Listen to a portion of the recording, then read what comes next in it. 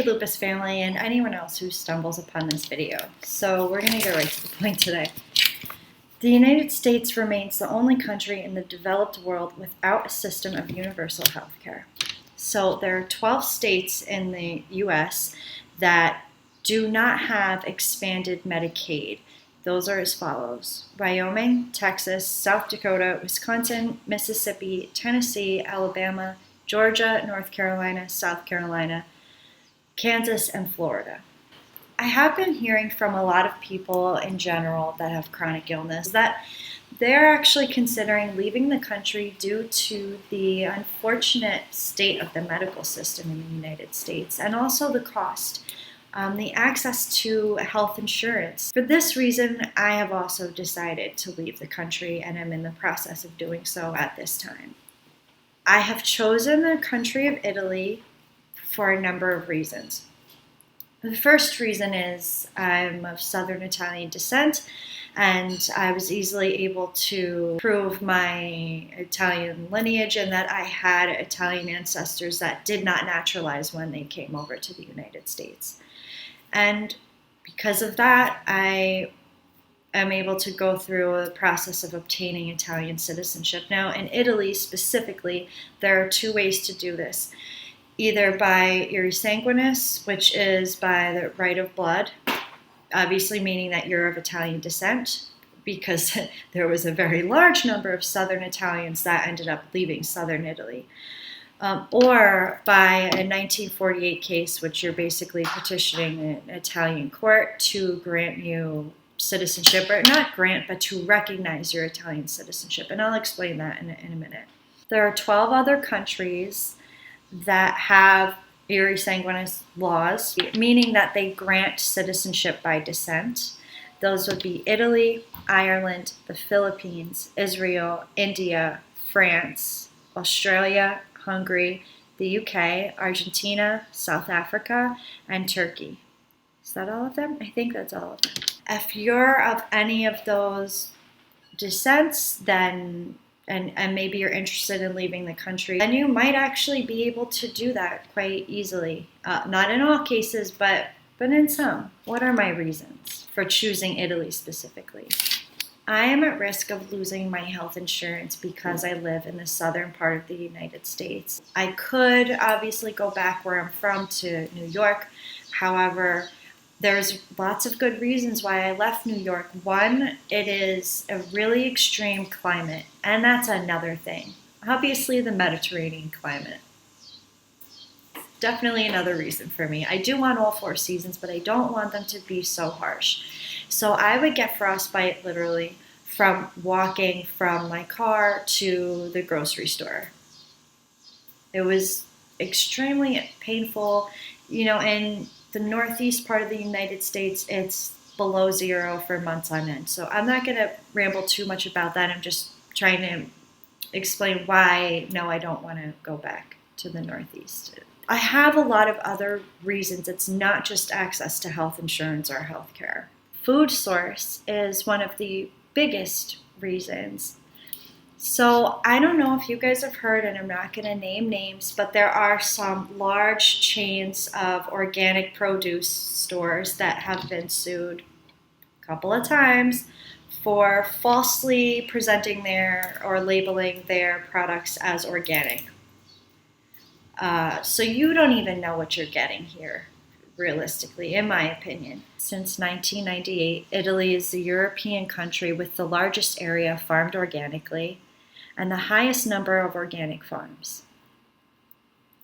In 2016, the Italian government banned the use of glyphosate, or Roundup, as per harvest treatment and placed restrictions on its use in areas frequented by the public. Glyphosate is really bad for you. I don't know if you guys have seen on your Facebook feed, like I have, all of the lawsuits going on right now in regards to glyphosate or Roundup causing cancer. We know it causes cancer. Why are we still using it? In public spaces, it's being sprayed, and on our crops, it's being sprayed.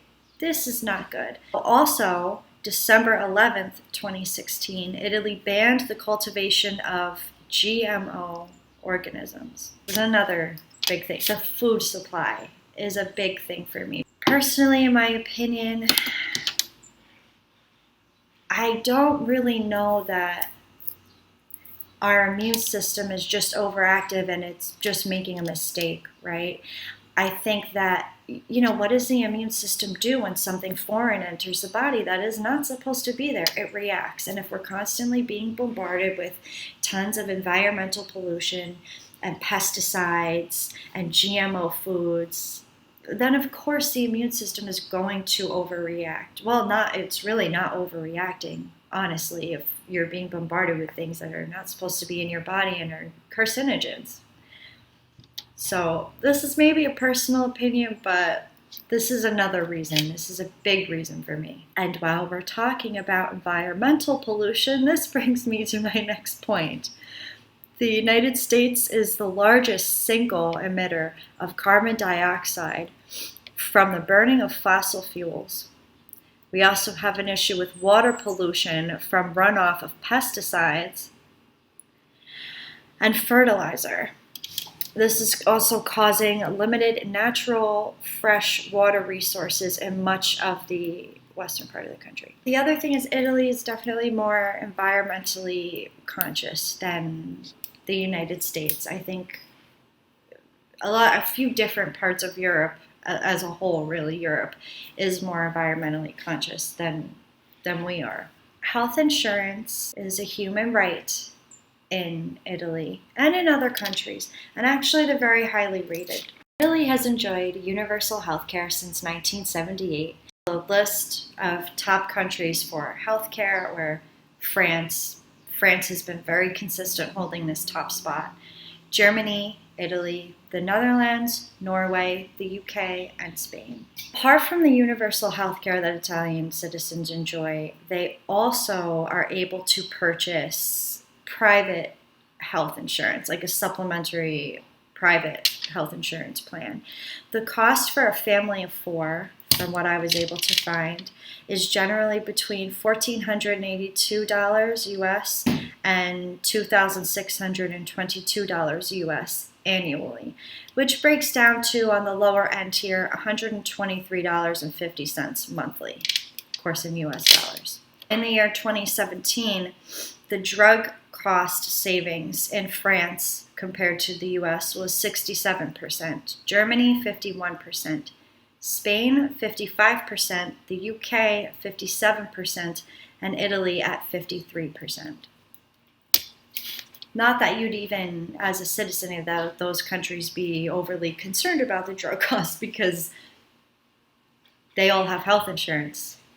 At this point in the video, I'm going to be talking about how to obtain citizenship in Italy specifically, and I'm just going to go over this very briefly because if you guys really want more information about that, maybe what lawyer to use and where to obtain the most accurate information about obtaining citizenship, I do have all that information, and let me know in the comment section, okay, if you guys want me to do another video on that, and I absolutely will. So basically, the law of iure sanguinis pretty much states that if, let's say, your Italian ancestors immigrated, it could be anywhere, but a lot of them came to the United States, one of your direct ancestors did not naturalize, then they did not ever give up their Italian citizenship, and it was passed down through generations. Now, you obtaining a lawyer, which I highly recommend, because here's the reason why. I thought that my case was going to be a simple iure sanguinis case where I just have to either go to the Italian consulate or, because, listen, it can take years to get an appointment with the consulate to submit your documents for citizenship in Italy. So the other option is, if you know that you have all your documents and everything that you need to actually physically go to Italy and go to an Italian consulate, because there you don't have to make an appointment, you can just walk in and do what you need to do. This is the problem with that. There could be inconsistencies in your documents. There could be things that you need that you didn't even know that you needed, and now you've made this trip all the way there. Also, one of your ancestors could have naturalized and you had no way of finding this information, and then you get there and you find this out. There's just so many things that could go wrong with taking a whole expensive trip all the way to Italy. Now, really, who doesn't want to take a trip to Italy? But if you're doing it with this purpose in mind, that could be really disappointing and just set a unpleasant tone for the rest of your trip. So I highly suggest at least consulting with an attorney where this is concerned, because even in my case, I thought that it was going to be a very simple situation where I just had to submit all my documents and fill out the application for citizenship, and that wasn't so. I'm actually going to be a 1948 case, which happens when you have to go through a female in your Italian line instead of a male. So this is where you have to go and basically ask the court to acknowledge your Italian citizenship. There's just a lot of things that can go wrong if you try to go this on your own. And if you're looking all the way back to the 1800s or even the 1900s, there's certain documents that are going to be in Italy that if you're not fluent in Italian and maybe you don't have a close relationship with Italian relatives that are still currently in Italy, this could be very difficult to obtain these records. And the lawyers, this is something that they will physically go and do. They will go to different parts of Italy and obtain these records for you. So that's a major advantage to having an attorney in this situation. In short, that's kind of the process. You would get an attorney. I would also suggest that you collect as much information about your Italian line on both sides of your family, if this applies, or whichever side your Italian lineage is on, before you contact the attorney, just so that they have as much information as possible to go on. And then, they will tell you if you qualify or not. For the lawyer that I'm using, this was a free consultation and they were absolutely amazing. They answered all my questions. They actually jumped on a call with me of no charge. I think it was like a 30-minute call where they answered all the questions and we talked about some of my concerns in regards to qualifying for citizenship. Just a piece of advice, guys, and this goes for any country where their native language is not English. Definitely learn the language, even if it's going to take you, let's say, the next year of planning to get over to the country that you're looking to immigrate to. You definitely want to start learning the language now. If you know that this is what you're going to do and you're determined like I am, definitely start learning now. And with Italian especially, I would suggest learning the alphabet first, because that's going to help you really learn to pronounce Italian words. It's very different. Italian is not the easiest language to learn. It's a very beautiful language, but not so easy to learn if English is your native language. I think another thing that's important to note is that a lot of the foods that we grew up with in Italian American families are American, something that when our ancestors came to this country, they had to assimilate, and they had to kind of, even restaurants that were opened by Italian immigrants, they really had to appease the Americans as far as the food, because, traditional Italian dishes, they don't put a lot of meat on pasta and slather everything with a bunch of cheese. And so a lot of Italian American food is actually quite unhealthy. Not all of it, but a lot of it. And the other thing I just want to make a point about is to really get familiar and immerse yourself in Italian culture. Not Italian American culture, but Italian culture. It might take you by surprise when you go there and certain things are not open in the middle of the day. So I would try to get used to things like that, even though you have those conveniences here where things are not closed in the middle of the day. I make it easier for you to assimilate. I think that Italian immigrants came to other countries. I can only really speak for the United States. And we assimilated very well. I think that it's our responsibility as Italian Americans to do the same in Italy. If you're planning on going over there, really assimilate into their culture and try to have an understanding of the way they cook, because it is much healthier than the diet we're used to, and just their culture in general.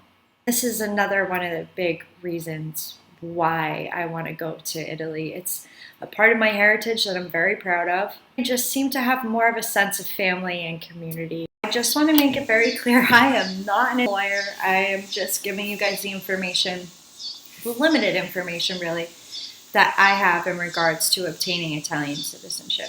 And because healthcare and access to healthcare and also the cost of healthcare is very important to me, and a lot of other things that I mentioned in this video, could go back up north, but it would be miserable for me, like I said. And if I stay here in the south, eventually my access to health insurance will be reliant on a job. And the problem with that for me is that, first of all, lupus and a lot of other chronic illnesses, but especially lupus and autoimmune diseases, are very unpredictable. And there is really no guarantee that at any point I will be able to work consistently unless I'm working remotely, which I do plan to do. But regardless, I just don't feel comfortable having my health insurance dependent on my employment. And a lot of jobs don't offer health insurance. Or if they do, it's much too expensive and it's completely unaffordable. So I will continue to post updates as this situation with obtaining citizenship unfolds. I'm also very interested in alternative treatments for my systemic lupus. One would definitely be stem cell treatment. Some things like stem cells that are not really available so much in the United States. So this is also another reason. But I will continue to keep you guys updated as this process unfolds, and just let you guys know how I'm doing what I'm doing and how things are going with the attorney and all of this. I also may be obtaining a visa based on medical need before I obtain citizenship to go over there, because in a 1948 case, it can take 2, sometimes 3 years to get a court date, go through the court system, and get your citizenship granted, or recognized, rather. So if I do end up getting a visa for medical need, then I will be obviously definitely keeping you guys updated on that process as well. So those are my reasons, but whatever your reasons are, I hope that this video was helpful and you came away with the information that you were looking for. So stay strong, guys.